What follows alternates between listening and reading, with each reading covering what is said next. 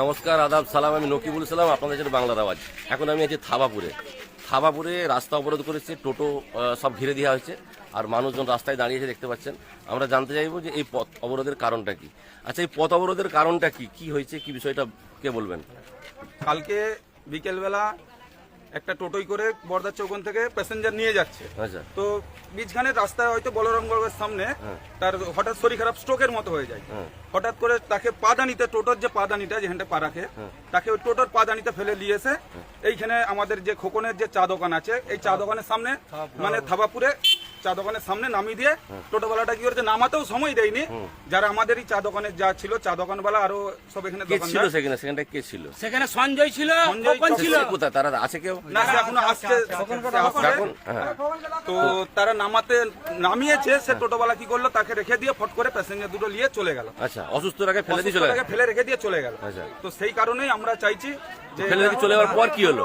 ফেলে দিয়ে যাওয়ার পরে আমরা একটা টোটোকে ফোন করি, ফোন করে তাকে যথারীতি এখানে জল ফল ঢালার পরে আমরা একটা টোটোকে ফোন করে আমাদের এখান দিয়ে 3টে লোককে দিয়ে, একটা মেয়ে মানুষ আর বাকি সঞ্জয় আর আরেকজনকে দিয়ে আমরা কি করি, টোটো তিনাকে হসপিটালে পাঠাই। তারপর হসপিটালে গিয়ে সে মারা গেছে। তার চিকিৎসা হয়ে যাওয়ার পর শান্তি মারা গেল, সেখানে মারা গেছে। তার মানে যদি সঠিক সময় থেকে পাঠানো হতো হয়তো বেঁচে যেত। ডাক্তাররা তো বলছে যে আধা ঘন্টা আগে আসতো আমরা চেষ্টা করতুম, কিন্তু তোমরা যখন নিয়ে আসছে আবার শেষ। মানুষটি কোথাকারের? মাথায় তার জল ঢালার অসুস্থ হয়েছে, মাথায় যে জলটা ঢালবে সে জলটা অব্দি তার মাথায় ঢালে। মানবিকতা সে দেখায় না। আজকে এটা হচ্ছে, বড় হতে পারে। সেই টোটোটি কোথাকারের? টোটোটি মান্দারিয়া। তার নামটা কি? সেটা নাম মনসাদ খান, মান্দারিতে বাড়ি। আপনারা এখন কি চাইছেন? আমরা সুস্থ ফাইসলা চাই, আইনত ভাবে। আইন এটা কি করছে আমরা সেটা দেখতে চাই। না, আইন যদি না সুস্থ ফাইসলা করে, আমরা পরিপ্রেক্ষিতে আমরা নিজেরা আইন হাতে নিতে বাধ্য হব। তো এখানে যিনি ছিলেন, ওনাকে তুলেছিলেন, তিনি আসেন এখানে? ডাকুন তাকে, ডাকুন। তার শেষে কি বলছে? এখন সব টোটো ঘিরে দেওয়া হয়েছে।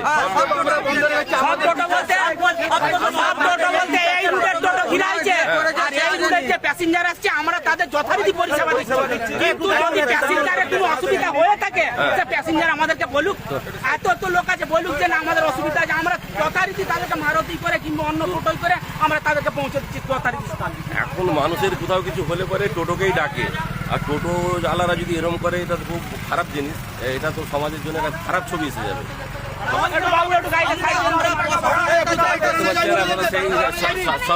সব টোটো সব দাঁড়িয়ে আছে লাইন দিয়ে।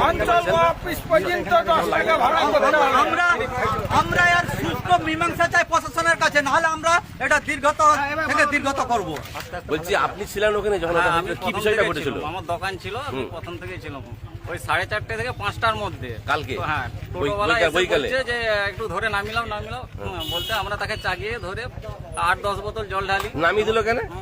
সে অসুস্থ বলে নামিয়ে দিল। 3জন মেয়ে মানুষ ছিল, তারা ধরছে নিঃশ্বাসে, হ্যাঁ নামিয়ে দিয়ে তারা হাতটাকেও আমাদেরকে ধুয়ে দিতে হয়েছে। বলছে হাতে একটু জল ঢালুন, বলতে ঢেলে দিয়েছে। আবার বাড়ি থেকে ফ্রিজের জল নিয়ে এসেও ঢালা হয়েছে। হ্যাঁ, তারপরে টোটোওয়ালা বলছে আমি আনন্দপুরে খবর দিচ্ছি বলে সে বেরিয়ে চলে গেছে।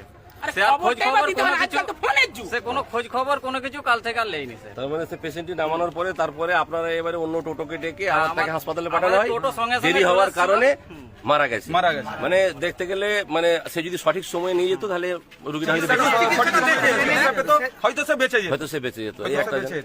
বললাম করে যখন অসুস্থ হয়েছিল, সেই টাইমে যদি জলটা মাথায় দিত, তাহলে এমনি তো স্ট্রোক মানুষের 2-3 বালতি জল দেওয়া মানে সে অনেক সে জল দেওয়ার ব্যাপারটা যেমন তেমন। সে টোটো চালক, তার টোটোতে এরকমটা হয়েছে, তাকে তো সঙ্গে সঙ্গে সোজা হাসপাতাল নিয়ে যাবে। নিশ্চয়ই বাড়ির লোকও বলে যে চলো হাসপাতালে। সে দেখতে পাচ্ছে যে অসুবিধা আছে, আমি এখানে নামিয়ে দিই। এটা হয়েছে নাকি? তো যেমন আপনারা শুনছেন, বুঝতে পারছেন, খুব অমানবিক একটা ঘটনা ঘটিয়েছে টোটোওয়ালা। আর সেই জন্যই বিক্ষোভ চলছে থাবাপুরে, পুরো রাস্তা জাম, সব টোটো বন্ধ আছে। ওনাকে ডেকে এখানে ফাইসালা করতে হবে। উনি আসলে ফাইসালা করলে তবে টোটো চলবে, নাহলে টোটো টোটাল বন্ধ থাকবে, এই রুটে টোটাল বন্ধ থাকবে। বাকি অন্য টোটো দিয়ে এই রুটের প্যাসেঞ্জারদের কোনো প্যাসেঞ্জার এখানে আসছে। ওই দিকের বর্ধা থেকে যারা পান্না যাচ্ছে, পান্না থেকে যারা বর্ধা যাচ্ছে, আমরা উভয়েরই প্যাসেঞ্জারদের একদম সুব্যবস্থা রেখেছি, পরিষেবা রেখেছি। এখানে অন্য জায়গায় টোটো 5টা 7টা এনে এখানে রেখেছি। যে যা আইসা মাত্রই তাদেরকে নিয়ে সঙ্গে সঙ্গে যে যেখানে যাবে তাদেরকে পৌঁছে তো দিচ্ছি প্যাসেঞ্জারদের দর্শক কোনো বন্ধুরা অসুবিধা আপনারা হতে দেখতে দিচ্ছি না। পাচ্ছেন, তো বিষয়টা হচ্ছে এখন যারা টোটো ইউনিয়নের মধ্যে রয়েছে তাদের দায়িত্ব এটা এগিয়ে আসা, কেননা এটা তো অভিযোগ দিলে তবে পুলিশ প্রশাসন কিছু করবে। পুলিশ প্রশাসন তো অটোমেটিক এসে কাউকে অ্যারেস্ট করতে পারেনি। আর তার আগে যদি টোটো ইউনিয়ন এসে বিষয়টা তাদেরকে ডেকে এই এলাকার মানুষের সাথে কথা বলে কি ঘটেছিল যদি এরা মীমাংসার মধ্যে আসতে পারে ভালো, না হলে অভিযোগ থানায় জানাতে হবে। আপনারা কেউ আইন কিন্তু হাতে নেবেননি, কাউকে কিন্তু মারধর করবেননি। না আমরা মারধর করি না। আমরা মারধরের লাইনে তো যাইনি, কেন মারধর করতে হবে? মারধর জিনিস খারাপ জিনিস, পরিবর্তে এইরকম কোনোদিন নাই। এরকম যেন না হয় তার জন্য একটা উপযুক্ত তার ব্যবস্থা করতে হবে, এবং তার একটা সে যে ভুল করেছে সেই ভুলের উপযুক্ত শাস্তি হবে। সেটা আমরা বাংলার আওয়াজ থেকে আমরা অনুরোধ করব টোটো ইউনিয়নকে, আইএনটিটিসির যিনি সভাপতি আছেন, আপনারা আসুন, এলাকার মানুষের সাথে কথা বলুন, তাকে ডাকুন, বসে একটা সুমীমাংসা করুন, না হলে পরে তাকে আইনের হাতে তুলে দেওয়া হবে। তাদের বাড়ির লোক যদি অভিযোগ করে আইনের হাতে তাকে তুলে দেওয়া হবে।